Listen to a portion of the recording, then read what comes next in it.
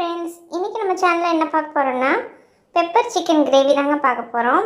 இது வந்து ரொம்ப ஈஸியாக செஞ்சிடலாங்க. அதே சமயம் ஹோட்டலில் கிடைக்கிற மாதிரி செம்ம டேஸ்ட்டாக இருக்குங்க.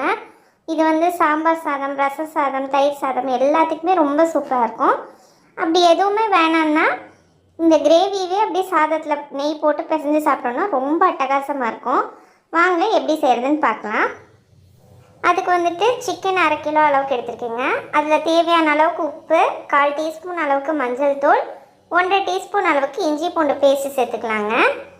இப்போ இது எல்லாத்தையும் நல்லா இந்த சிக்கன் கூட கலந்துட்டு நம்ம வந்துட்டு ஒரு 1/2 மணி நேரம் மினிமம் வந்து மேரினேட் பண்ணிடலாங்க.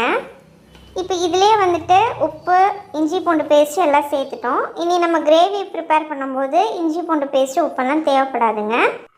இந்த மாதிரி நம்ம சிக்கன் ஊற வைக்கும்போது சிக்கன் வந்துட்டு ரொம்ப சாஃப்டாக இருக்குங்க. அதுக்காக தான் ஊற வைக்கிறோம். இப்போ ஊறின சிக்கன் எடுத்து நம்ம வந்து ஒரு குக்கரில் சேர்த்துக்கலாங்க. அதில் ஒரு 100 ml அளவுக்கு 1/2 கிளாஸ் அளவுக்கு தண்ணி சேர்த்துட்டு குக்கரில் மூடி போட்டு ஒரு விசில் அளவுக்கு விட்டு எடுத்துக்கலாங்க. இப்போ நமக்கு தேவையானது வந்துட்டு 2 பல்லாரி வெங்காயம், ஒரு கை நிறைய சின்ன வெங்காயம், ஒரே ஒரு தக்காளி இருந்தால் போதுங்க. இப்போ ஒரு கடாய் எடுத்துக்கலாங்க. அதில் 3 டீஸ்பூன் அளவுக்கு தேங்காய் எடுத்துக்கலாங்க. தேங்காய் சேர்த்தா தான் பெப்பர் சிக்கனுக்கு நல்லாயிருக்கும். அதில் ஒரே ஒரு பீஸ் பட்டை வந்து சேர்த்துக்கலாங்க. அப்புறம் ஒரு கை நிறைய சின்ன வெங்காயம் நான் கட் பண்ணி வச்சுருக்கேன், அதையும் சேர்த்து நல்லா வதக்கிக்கலாங்க.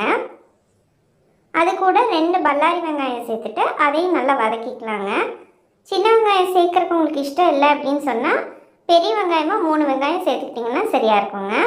இப்போ வெங்காயம் நல்லா இந்த அளவுக்கு வதங்கி வர விட்டு ஒரே ஒரு தக்காளி வந்து சேர்த்துக்கலாங்க.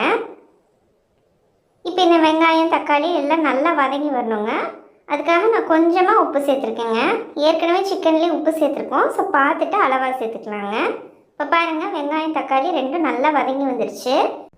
இப்போ இது கூட 1/4 டீஸ்பூன் அளவுக்கு மஞ்சள் தூள், 1/4 டீஸ்பூன் அளவுக்கு மிளகாய் தூள் சேர்த்துக்கலாங்க. இது கூட 1/4 டீஸ்பூன் அளவுக்கு சீரகத்தூள் வந்து சேர்த்துக்கலாங்க. இப்போ இது எல்லாத்தையும் நல்லா கலந்து விட்டுடலாங்க. இந்த மசாலா பொடியெலாம் போடும்போது லோ ஃப்ளேமில் வச்சுக்கலாங்க. இப்போ பாருங்கள், நம்ம வேக வச்சுருந்த சிக்கன் எல்லாத்தையும் போட்டுடலாங்க. நம்ம கொஞ்சமாக தண்ணி ஊற்றி தான் வேக வச்சிடணும், ஆனால் சிக்கன்லேயே நிறைய தண்ணி விடும். இப்போ இது கூட அரைவாசி அளவுக்கு லெமன் வந்து நம்ம புழிஞ்சு விட்டுடலாங்க. கடைசியாக 1/2 டீஸ்பூன் அளவுக்கு நம்ம மிளகுத்தூள் சேர்த்துக்கலாங்க. மிளகுத்தூள் ஃப்ரெஷ்ஷாக பிடிச்சி சேர்த்தாதாங்க டேஸ்ட்டு ரொம்ப நல்லாயிருக்கும். இப்போ இதை கலந்து விட்டுட்டு நம்ம இதே அளவுக்கு செமி கிரேவியாக வேணாலும் நம்ம யூஸ் பண்ணிக்கலாங்க. அப்படி செமி கிரேவியாக வேணாம் அப்படின்னு சொன்னால் நல்லா ட்ரையாக தண்ணி ஃபுல்லாக வற்ற வச்சுட்டு நம்ம யூஸ் பண்ணிக்கலாங்க. இப்போ பாருங்கள், நல்லா வற்றி வந்துருச்சு. நான் கடைசியாக கருவேப்பிலை தூவி இறக்கிக்கிறேங்க. இது வந்து சப்பாத்திக்கு எல்லாத்துக்குமே ரொம்ப சூப்பராக இருக்கும். ஹோட்டலில் கிடைக்கிற மாதிரி நல்ல டேஸ்ட்டாக இருக்குங்க. கண்டிப்பாக ட்ரை பண்ணி பாருங்கள் ஃப்ரெண்ட்ஸ். தேங்க்யூ.